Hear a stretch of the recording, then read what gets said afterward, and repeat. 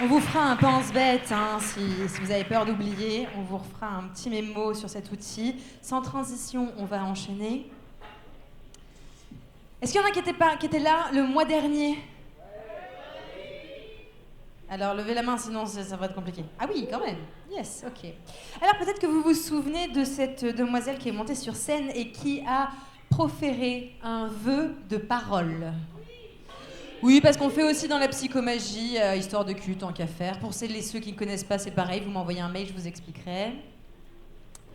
L'idée, c'est de poser un acte symbolique qui permet de parler à la fois au conscient et à l'inconscient, et tant qu'à faire, de parler au conscient et à l'inconscient des gens qui écoutent. Voilà, on fait des cadeaux comme ça, histoire de cul. Alors, ce vœu de parole avait envie d'être honoré, et donc assez rapidement, après son intervention, elle m'a dit... Ça y est, j'ai ouvert la porte, il faut que je continue, il faut que je revienne, j'ai tellement de choses à te dire, et il faut... Voilà, je sens cette envie de sortir des choses, de témoigner de mon histoire, et je sais que ça va parler. Et quand elle m'a donné les premières phrases de sa thématique, je me suis dit, oula oui, ça va parler.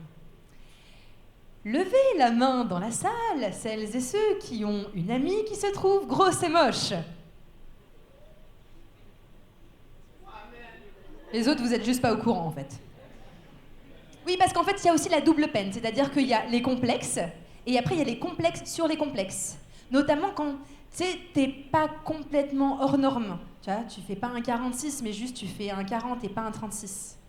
C'est que tu fais 1m75, 1m80, pas 1m90. Que t'es juste un tout petit peu à côté. Voire même, t'es complètement dans les clous.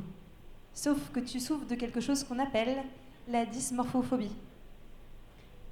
Alors, pour la petite explication de texte, c'est cette espèce de syndrome dans le cerveau qui fait que quand on se voit dans la glace, malgré tous les facteurs rationnels, factuels, objectifs, on continue à se trouver grosse et moche.